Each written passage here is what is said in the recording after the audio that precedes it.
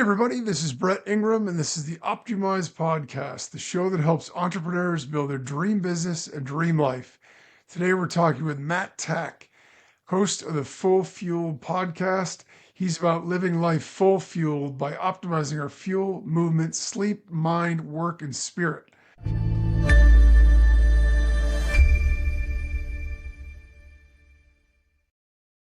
I'm super excited about this because I'm a big believer in optimization, both in our lives and in our businesses. And I believe that's the best way to enjoy life and achieve success too. So, with that, welcome, Matt, and thanks a lot for joining us. Thanks for the intro, Brett. Appreciate it. I'm looking forward to the conversation. Absolutely, man. So, I know that you're going to be sharing some amazing tips, and obviously, I have a ton of questions that I want to ask you, but I got to start off with your background. So, I know that you went through some rough stuff early on. So before we get into what you're currently doing right now, can you share with us a bit more about your background and how you overcame some of the challenges that you had? Yeah, for sure. It's a mindset, really, what it came down to. And it still is continually a mindset today, in terms of the hills and the valleys that you experience in life. But it was more so I was an athlete growing up throughout my entire life, and in many ways, going into the kind of the collegiate realm, I had this mindset of I underperformed. I didn't live up to the potential that I was, and that is probably true, right? At the end of the day, like there was a lot more that I could have done with it, but I held on to that kind of mindset, and that took me into really a negative and depressive state into my mid 20s. That like I didn't utilize that at its highest capacity. And so with that time of like really just coming into this very low state, I it was a celebrate recovery program, and so like there's this element of humility that you have to step into sometimes to get yourself out of a mindset. I was actually talking with a guy last night. Everyone's rock bottom is different. Yeah. Mine, thank God, it wasn't drugs and something that was like potentially going to be life ending or life altering. And so for me, it was a little bit different. And I just knew that I didn't want to maintain this negative mindset for the rest of my life. And so I stepped in an act of humility into this Celebrate Recovery program, really to salvage my marriage. I was ready for a divorce at that time, and it was 1 year of marriage, so I really didn't even give it time. But then the deliverance on the other side of that was just like each day. It was one day at a time, right? And listening to a podcast this morning of how important that is. Like if you really think about it, no one cares about like if I had to ask somebody, oh, like uh somebody what you did 6 years ago. You know what I mean? I'm a big Michigan Wolverine fan. Well, they won the national championship last year, but like, thanks, but what are you doing for me now? Right. And so, like, it's all about this intentional presence of every single day and capturing every day. And so that's really what it comes down to. And that's what it was for me, that compounding effort of like seizing the day. And so, what am I doing for myself now and for other people, right? And that's really was most of it. So out of that season of turmoil, I really just kind of built the infrastructure of a more positive mindset, and to be more of an encourager on a daily basis. And so that has compounded. Don't get me wrong. I'm probably naturally maybe a little bit more pessimistic in nature. So I have to combat that. And really it's the effort that we produce that, creates results and builds that strong foundation of protecting your mindset. There's so much you touched on there that I want to comment on because first off, I totally get where you're coming from. I don't know why it is, but I have a tendency to skew toward pessimism. And it's a challenge. It is a challenge to always stay. One of the things that I've found works really well for me. One of the things I love about doing the podcast is I love talking to other people because I just find that whole process just in and of itself. There's catharsis in there for me. I love the idea of being able to talk to other people, hear about their journeys, their stories, and what we realize as human beings, the more that we're able to go through things, is that we're not alone in whatever challenges that we've got, right? Other people are going to go through that kind of thing too. So it's super important that we always take note of that. The other thing that you mentioned that I think is really important is it doesn't matter what we've done in the past, positively or negatively, right? Sometimes we've had bad experiences, sometimes we've had challenges or difficulties, and those are things that we might harbor and hold on to, but all you can impact is what's going forward. And so, conversely, sometimes we've accomplished amazing things, and we'll focus sometimes on the negative or what's not going well instead of recognizing what we've accomplished. Yet if we're coming from a bad place, we're easy to sit in that place too. So we're unfair to ourselves. We don't give ourselves enough credit. We don't give ourselves enough leeway to be able to exist and be human beings. There's so much pressure to always perform. And you mentioned the sporting thing too. I actually spoke to a woman a few months ago, and she was a collegiate level swimmer, and she was an award with, like, just a fantastic athlete. She always felt like she was never enough. She Olympic trials, like, it didn't matter what level she achieved at. There was always something that was, oh, I should have done better. I could have done more. There was always another level. And unfortunately, in our lives, in almost anything we do, we're very rarely going to be the very top. So it's hard, and I think we've got to be a little bit more forgiving and a little bit more understanding. Is your partner want to jump on too? It looks like Dr. Alessi's in the waiting room. Oh, is he? Yeah, have him come Yeah. in. Hey, I All love right. that Cool. guy. Yeah. There he Hey is. man, how's it going?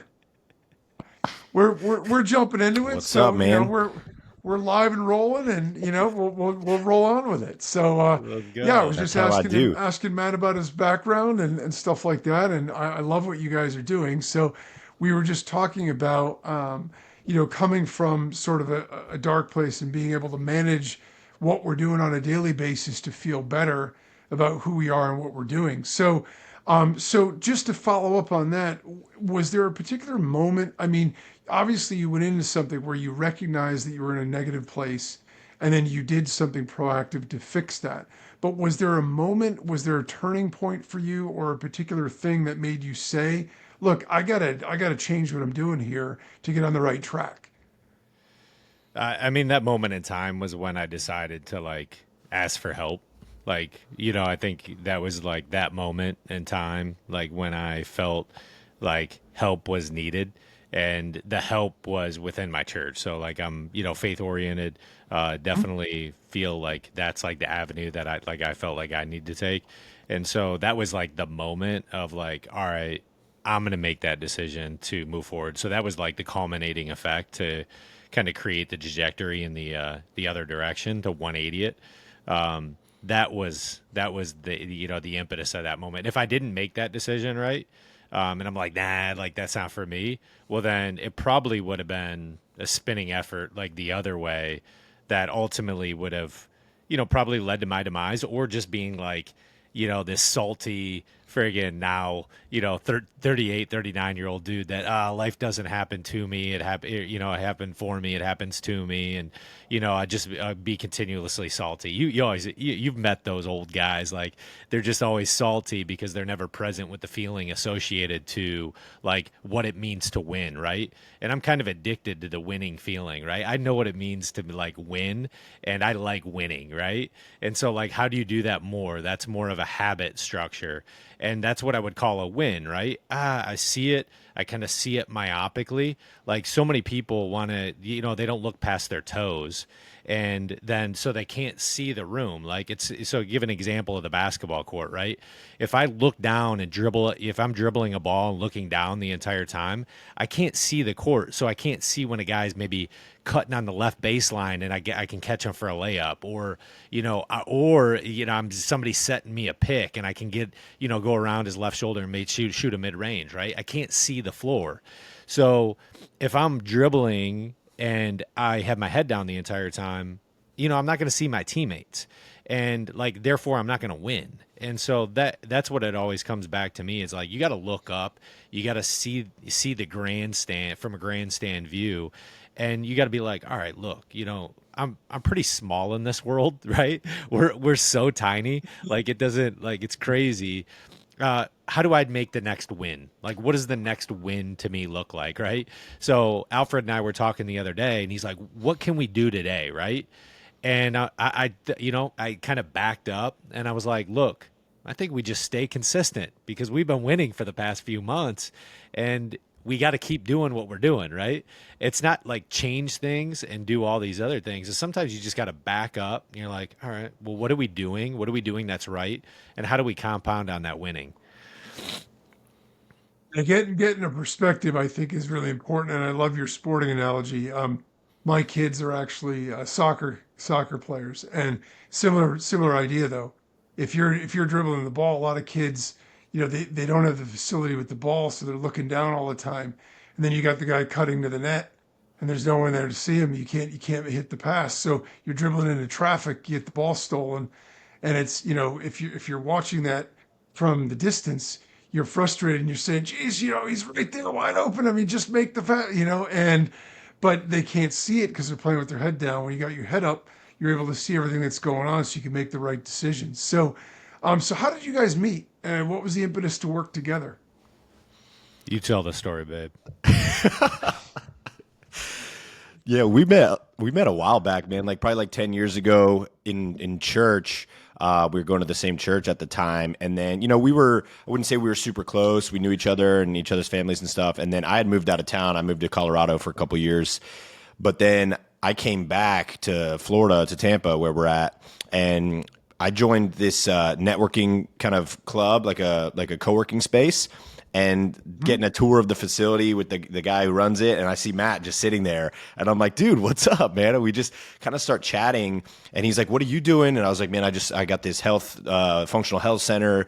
He's like, oh, I'm doing this nutrition thing. And so we kind of just started hanging out again, started hitting the gym together and kind of brainstorming stuff. And then he was like, man, I've been wanting to start this podcast. I didn't want to do it alone. And I was like, bro, I'm in, let's go.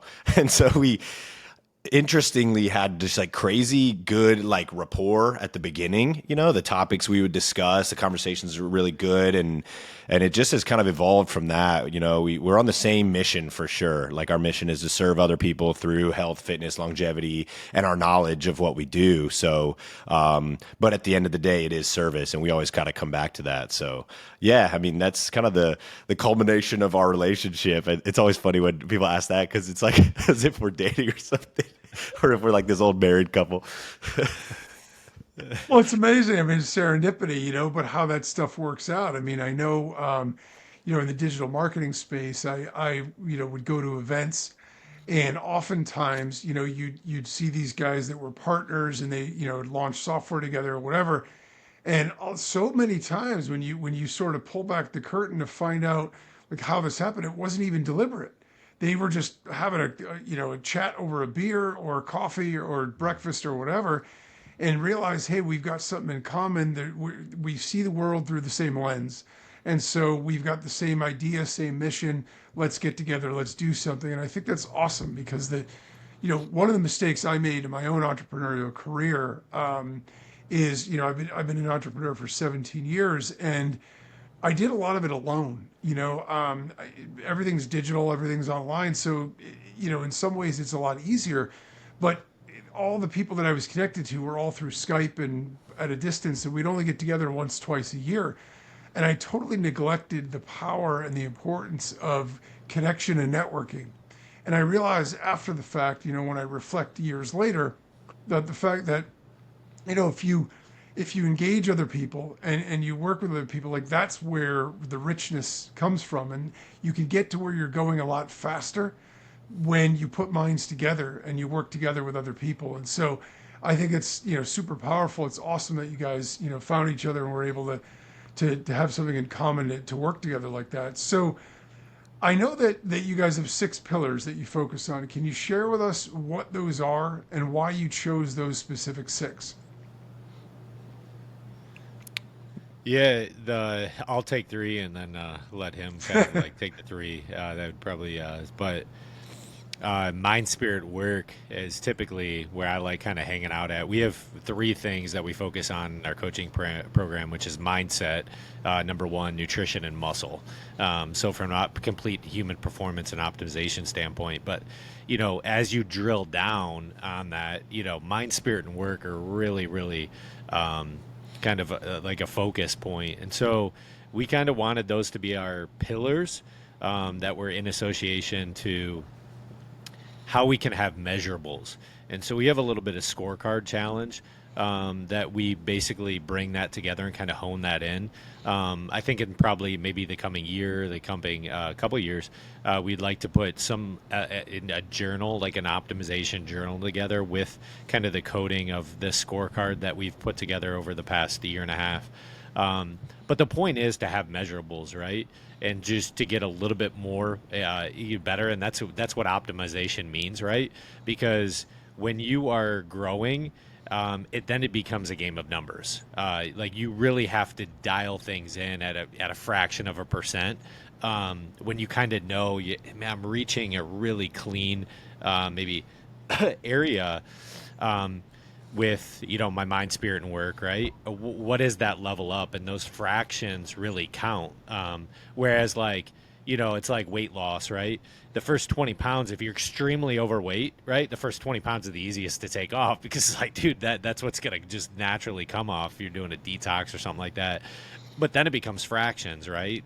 Different things that you have to do, change up nutrition, various things. So mind, spirit, and work, we're just that it creates kind of like the culmination of the first three that we feel were like pivotal in setting the foundation. And then I'll let you take the next.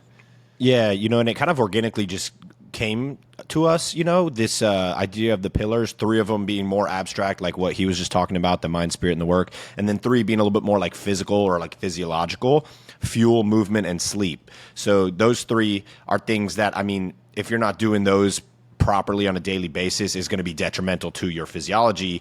And so they all play in together. Obviously, you got to have your mindset dialed in to have your physical dialed in, but then vice versa, right? If you're not getting adequate sleep, if you're putting garbage into your body, if you're not moving your body, it's going to affect your mindset too. So, the way it came to us was more so we were just kind of sitting there talking about like, what do we want to focus on? How do we want to like really help people? And it was like, these are the areas that I think are the most important. There was probably like 15 things we wanted to talk about, but we like whittled it down to like the major 6 that other things can then tangent off of. So that's kind of where he was just talking about, that's where we base most of our episodes in our podcast as well, is like, okay, like how are we going to focus on one of these pillars in a specific way and then go from there. I love that because I got to tell you, as somebody who never valued sleep until I got a little bit older, I started to realize the connection of all these things, and I'll share a couple quick stories. One from just the physiological standpoint in terms of fuel and what you're putting in your body. So I mentioned that my boys are soccer players. They both had hamstring injuries.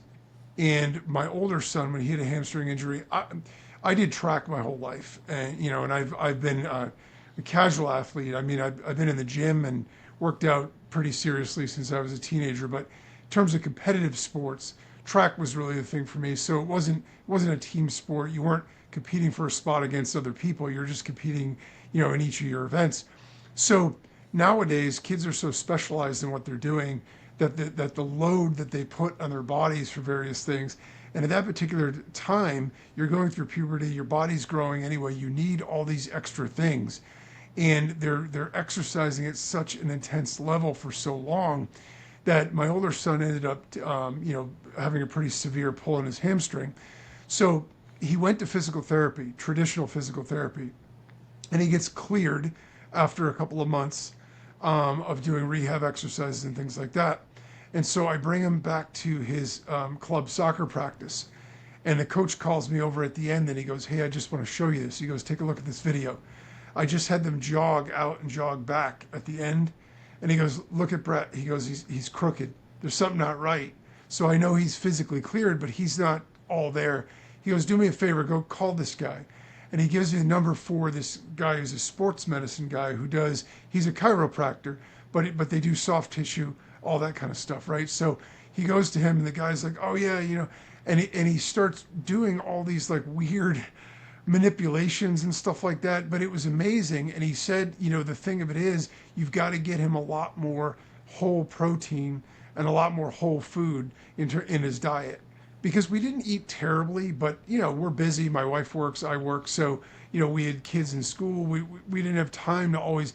So I made a conscious decision at that point to change, and I started grilling fish, grilling chicken, like doing all these whole foods. And not only did it help him in terms of his recovery, but the amazing thing is, for me, I'd been going to the gym since I was a teenager, and I had like a creaky shoulder and I had a wonky knee and stuff like that, and I was okay, but I had these sort of aches and pains. When I changed my own diet, the difference in my own body and the way that I felt was phenomenal. And from the sleep perspective, my mother was a registered nurse her whole career, and she worked third shift. And so she worked that so she'd be up in the morning when we got home. And the idea was she'd sleep while we were at school and then get up, but she always had stuff to do. So she was never sleeping enough and always sort of in this state of deprived sleep. And I saw the effect that it had on her. She started to lose her mind really young. And I said, geez, I bet it's correlated. And in my own life, as I started my entrepreneurial journey, I was working really long hours, long days. I got in the habit of just being able to power through. So I'd get up in the morning. I didn't even recognize I was exhausted as much as I was, until I made a conscious decision to say, no, I don't care what suffers. I'm gonna just get 7 hours or more of sleep every night and see what happens. And the impact on my mood, the impact on my health, the impact on my ability to think, all those things were dramatically improved. And it was phenomenal to me, the difference. And I see these people that are like, oh, I'll sleep but I'm dead. And I say to myself, you'll be dead sooner than you think if you don't sleep. So I'm with you in terms of the connection of all that stuff and how it all really comes together to matter in terms of performance. So let's talk about longevity. Let's talk about human performance. We all want to live longer. We all want to live better, right? And we want to enjoy good health. So how do you define, or how do you look at longevity and human performance? Those are all building blocks, as I said before, it's daily decisions. And you might start with sleep, right? I think sleep is probably the most important, pillar to start with, right? I think it's probably about, I think 4 years ago is when I actually physically set more of a bedtime routine, and then a bedtime. It's crazy to think about, like, oh, you got a bedtime? Yeah, of course. It's before 10 o'clock, right? Usually I'm getting in bed between 9:30 and 9:45 every night. So it's like, how are you doing that? And then, again, I always go back to the sporting analogy, because it's what, most men want to hear. And I'm able to give these analogies. But like, so you're not going to jump from being the worst to the best, right? If you're like heavily overweight and all these things, right? That's not a level of optimization, and it, right? So the first course of nature is like, all right, how do I drop weight? And the easiest form is that, detox. How do I get my body where it's not just like always inflamed? When you're 20, 30, 40 pounds, everyone knows like kind of their ideal weight. And so then you make a couple decisions, like, what does my nutrition look like? Did you reach out to a nutritionist? Did you reach out to somebody that could help me in this capacity? Maybe I'm willing to pay for it. There's so many people that aren't willing to pay, to like get their life like fully like optimized, right? People that obviously live the standard. Yeah, I don't know. Like, we had a guy that was like 400 pounds come into our clinic the other day, and he's like, that's a little pricey. It's like, what is your life worth? At the end of the day, Yeah. it's like, dude, you at some point you have to learn, and you have to like pay to get educated. You went to college. He was a college educated guy. You went to college, but you obviously you dropped the ball when it came to like eating, because he's been plummeting away, right? So that guy's on the borderline of a heart attack, but isn't willing to spend the money to really get fully optimized. So my point being is it's a game of like numbers, because what I was saying earlier is if you've ever read the book Atomic Habits, the British cycling team, right, was the worst. Like they never won the Tour de France, they never did anything. But then a coach came in is like, we're gonna do this one thing, right? And then we're going to change this, and then we're going to change this. Well, then before you know it, they've over the course of a year and a couple years, it completely evolved into a cycling team that is like was a perennial, like I mean Tour de France winner, and the team won Olympic gold medals. I mean they were like incredible, right? Over a period of 2 to 3 years. And so it's a game of inches that you play. And so when you pick, it's like, okay, I'm going to start with my sleep first. Second's nutrition, third's working out, getting resistance training, getting my HRV up. And then maybe getting some data in there. Like all those things are building blocks to the purposes of longevity. But like number one, longevity, if you're 30 pounds overweight, that isn't longevity, right? That isn't optimal. So you need to reduce that. And a lot of that comes through it's definitely through proper channels of eating. But if your eating habits are going to be directly associated to your sleeping habits, right? So that's why sleep comes first. Maybe then you focus on nutrition, and then you get into resistance training while you're shedding off this weight and doing these things to become more optimal for the purposes of longevity. Longevity thinking, hey, I'm gonna be able to perform in my 30s, my 40s, my 50s, my 60s, my 70s, my 80s as I prepare for these decades. And so that's what optimal human performance looks like. And where you're at, you just have to make one decision. What am I going to focus on first, right? For the next, I like focusing on things for 90 days. How do I measure things for 90 days? Am I getting better at it? Am I not getting better at it? Have I built a baseline, a solid fundamental baseline? And then the next thing, right? Then I'm going to focus. Okay, nutrition's the next thing, right? It's not I'm going to wait for January 1st. No, I'm going to start it tomorrow, or I'm going to start it today, right? These things. So those are that's the basics. I think the fundamentals of optimal human performance. Yeah, just piggybacking that, I think longevity is not just living longer. We all know there's those people that just have something genetically that they smoke cigarettes every single day and they live to be like 90 years old. And you're like, what is that? So that doesn't necessarily mean they're healthy. Longevity to us is being able to do all the activities robustly, right? To have this vitality for as long as possible, right? That's longevity. I think somebody who lives into their 70s, mid 70s, and is jacked and is working out has better longevity than the obese person in a wheelchair who's 90, correct? So like, and that's just the way we got to look at it. So kind of with our pillars and stuff, I think most people just need to get back to the fundamentals. On our show, we talk about the cool stuff, the peptides, the biohacks, and all that.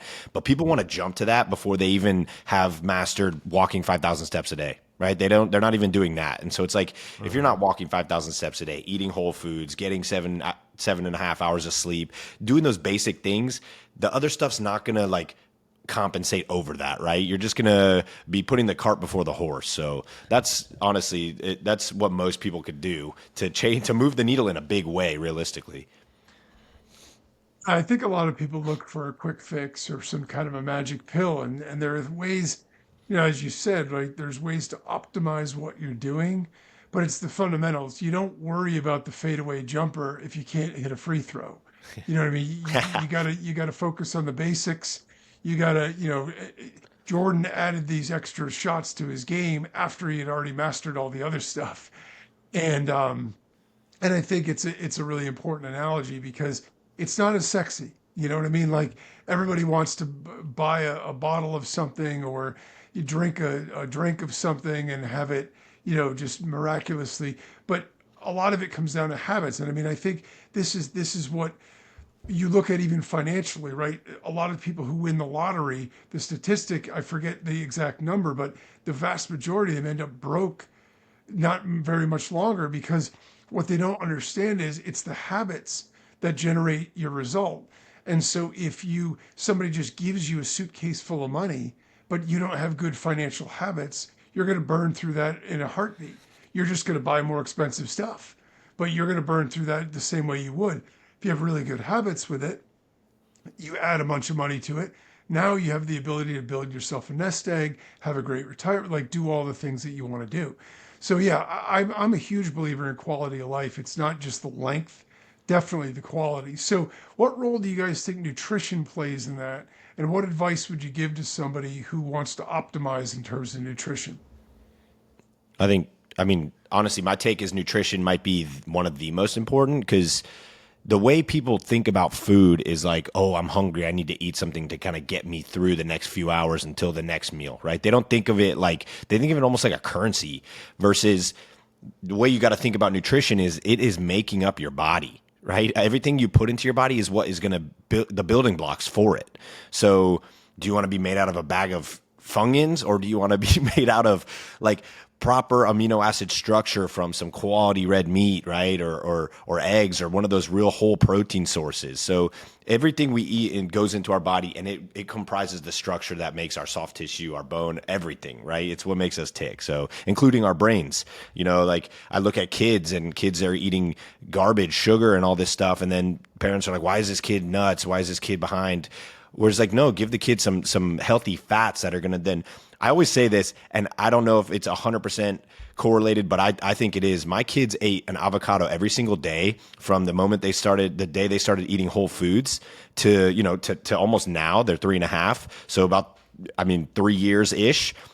And they are brilliant. I mean, they're 3.5 and they could be in kindergarten. And so it's, you know, it's because their brain has been developed by proper nutrition versus, you know, whatever else garbage is out there, cereals and stuff. So I think it's just a mindset shift in what the way we think of nutrition realistically. And look, I mean, at the end of the day, even if you don't believe or you're skeptical about the idea that it helps, it certainly doesn't hurt. Eating an avocado every day is a heck of a lot better than eating a bag of chips every day. I don't think there's much dispute about that. Yeah, everyone So the knows. fact of the matter is, yeah, exactly. And I think that one of the things that I did because one of the challenges I had the same excuses and objections everybody has. I'm too busy. I don't really have time for this. And what I did was I found recipes that involved whole foods that were very, very easy to cook. So we grill a lot because it's easier to clean. And I make like 6, 7 ingredient recipes where I can whip the thing up in 15 minutes, sit at the fridge for an hour so it marinates, and then grill it. And my kids ended up really liking it. My wife will eat it, and so I had to experiment a little bit because we all have different tastes. We don't, when we go out to restaurants, everybody's getting something different. So it's like it took a little bit to dial that in. It's not like I had an easy family for that. Growing up, I was the youngest of 4 boys. We ate whatever our parents put on the table, and you ate it because you were starving and you knew there wasn't going to be anything left. So you were going to eat it no matter what. We live in a different day and age now. People aren't, don't really operate that way in a lot of cases anymore. So, what would you say to somebody who has that same objection? Like, okay, so I get what you're saying. I know I need to sleep more. I know I need to eat better, but I'm so busy. I got so many things going on in my life.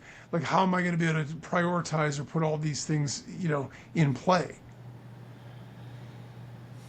Yeah, I mean, that's always like the age old question. It's like, I'm too busy, I'm too busy, I'm too busy. But like, that's, There's 24 hours in a day, dude. That's a long day. You know, like you can yeah, you look at optimization and efficiency in terms of like what you're doing, right? And so everyone can say this, and I definitely lean on towards the people that like that just want to add more. But really, what I've come to has evolved is usually less is more, right? You just want to keep adding, like, and managing more and more things. And even with like my kids right now, two sports, like you're only playing two sports. Like you're not trying to play every sport underneath the sun. And so that's one big thing that we have for like in our household is like you get to pick, but like I also need to create my sanity. And so, and my life isn't your life, right? And that's one of the big things is like I still have dreams and ambitions, all right? They don't end with kids. And so kids need to see that, right, in their parents that like I'm not trying to live through you. Like you need to see like what I'm doing on a daily basis and living that out. But like it's not all about you, right? I'm not taking you to, like, if you pick hockey, you're not playing like basketball, soccer, and all these other things. Just not like that's just the way we operate because like I got my life too, right? I'm not living through their lives. Like I want them to be successful and promote that, but at the same time, we got to do that. So it's then looking at different levels of optimization, like how much are you on your phone, right? And thinking about like what other people are doing, right? Well, if I have to minimize that, use it. I think the app's called Opal, and start redirecting your habit structure towards like, all right, well, if I have this optimal 10 to 15 minutes during the day, am I getting a kettlebell workout in, at home, not even going to the gym, right? How do I optimize some resistance training within my day to get myself out of breath a little bit? And kettlebells are a massive, massive way to do that. And so, like, just working within the confines and the structure of creating new disciplines that allow you to maximize efficiency. Yeah, I think honestly, the my mind is a little different in the way it works, but I think if you were to write down the out from the hour you wake up until the hour that you want to go to bed and look at it, people are just inefficient, and so being better about planning and having realistic ideas of how time actually works. You know what I mean? Like this is something that my brain just like almost inside is like a calendar. I just see things in like these hour blocks and I'm like, okay, if it's going to take me that long, then I'll have this long. I got to drive there. It's going to take this long. And when you can do that, when you can, process in that way, you have more time than you think. What Matt said is so true. People are wasting so much time on their phones or, doing just menial things. TV, just turn your TV off or unplug it, and you are going to get 2 or 3 hours back in your day to do whatever you want, right? So I'm not a big TV guy. Like I have one. My kids will, they'll get a little screen time, but I'm not sitting there watching hours of news, of garbage, and just filling my brain with that. So I think it's taking a step back and myopically looking at realistically what time looks like, and people are just wasting it. Yeah, I definitely agree with that. I think one of the challenges right now is that we live in an age where there's distractions everywhere and there's instant access to distractions everywhere. So a lot of times I think a lot of us walk around in a haze like zombies where we're not really dialed in or present in our own lives because we're driven by our, all the things that we need to be doing on a daily basis in a routine. We sort of fall into that.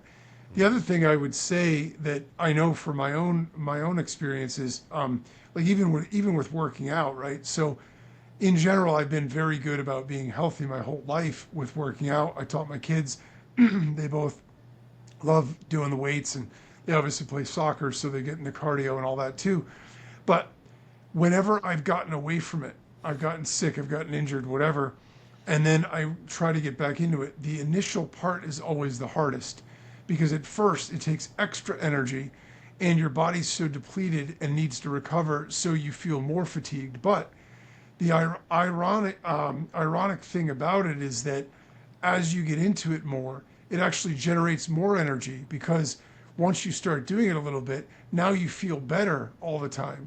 So your productivity in the times you're actually working, you're able to get more done in the time you've got because of your mindset, because of your optimism, because of the way that you feel and your overall energy level. And so it is about doing that incremental thing and adding one thing at a time and just switching out pieces of your schedule, changing out a couple of the bags of chips for a thing of nuts and something else that's like a whole food or whatever that you can get. I started eating a lot more salad, a lot more vegetables and things like that.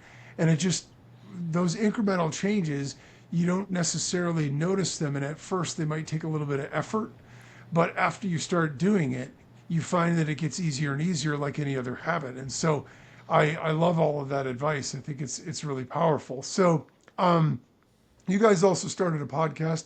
We talked a little bit about it, but what was your reason for starting it and what is it all about? Yeah, Yeah, I our mean, main go ahead, bro.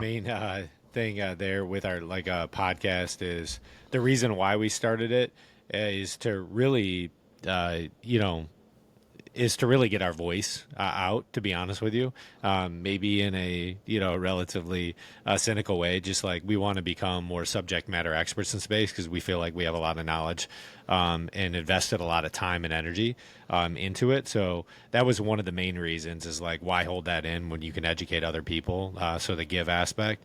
And then the other thing is like, obviously it's something that we definitely enjoy doing. Like podcasting is like fun. We get to meet people like yourself. So that's one of the main things that kind of pushes along. We have about, I think, almost 60 episodes over this past year that we've launched.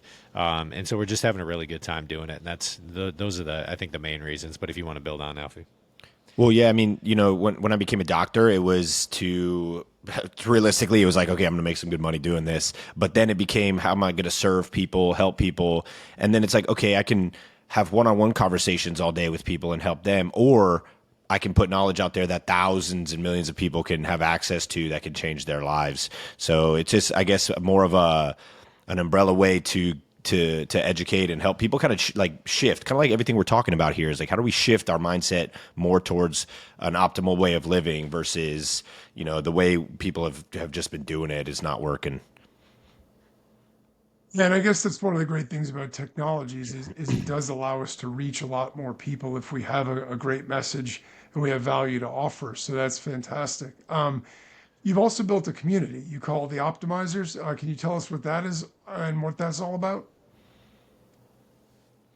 Yeah, so we basically took our podcast as kind of I guess kind of a forum in a way to bring people into it, but it's a coaching program essentially. So more targeted towards guys. So guys 30s, 40s, 50s, even 60s. We have some older guys who want to, usually they come in because they want to lose weight because some aspect of their life maybe is being affected by that. A lot of it might be like, hey, my relationship's suffering because I'm just not living in a way. But yeah, we get guys into awesome shape. The community is really cool. All these guys from different areas are now becoming really good friends and kind of sharing life experiences and kind of leaning on each other. So, less of a coaching program, more of a community of guys trying to elevate themselves together.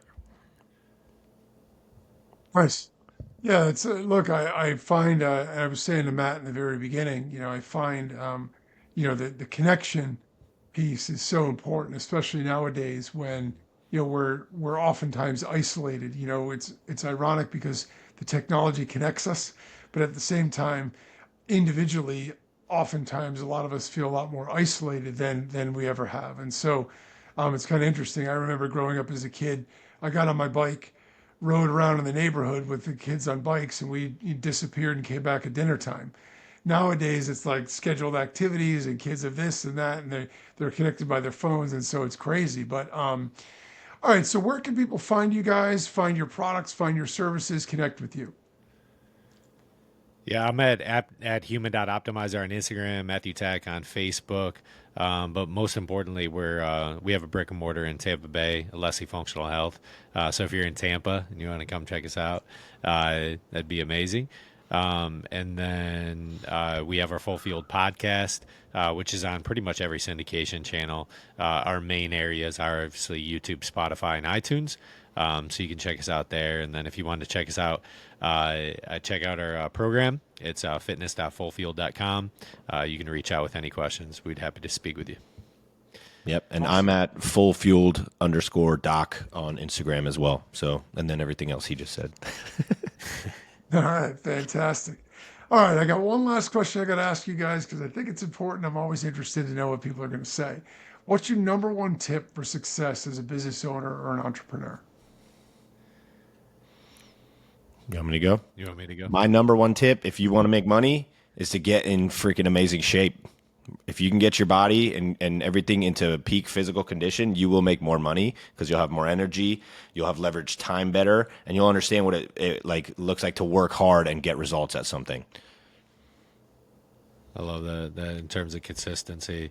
I think what it comes down to, and it's a lot like if you're building it for the terms of like longevity, especially like in a business, I think a lot of entrepreneurs wouldn't say like, "Hey, I'm gonna retire." Right? The game's always there. You always want to play the game. So getting in shape is really important. But it is being consistent, right? You got to be consistent. And it doesn't matter what it is, like you just have to be consistent. Like you have to find the disciplines to get a little bit better, and pretty much everything across the board. But like the game of differentials, right? So I definitely would start of getting yourself in shape. But then the other tip would be, is it getting in a mastermind, leaning on other people to allow yourself to grow? Like those are some of the big things for me. You said we had mentioned in the podcast the power of like networking and that's been extremely powerful, right? Having a business partner that you can just grow with, learn with, is extremely beneficial. So if you can, as the African proverb says, if you want to go far, go alone. But wait, no, what is that? I messed that up. If you want to go fast, go alone. If you want to go far, go together. Right. And so I think that's kind of something that's really enjoyable for obviously Dr. Alessi and I is that we know we're going somewhere and we're going far because we're going together.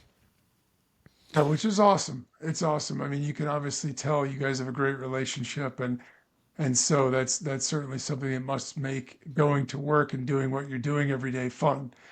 Thanks so much, guys, again, Matt and Alfred, for sharing all your insights, great tips with us. Visit alessifunctionalhealth.com or fitness.fullfuel.com to optimize your health and join a growing community where they'll coach you on how to become optimized in 90 days. Thanks a lot for tuning in, everybody. And as always, remember, no matter what you want from your business and your life, don't compromise, optimize.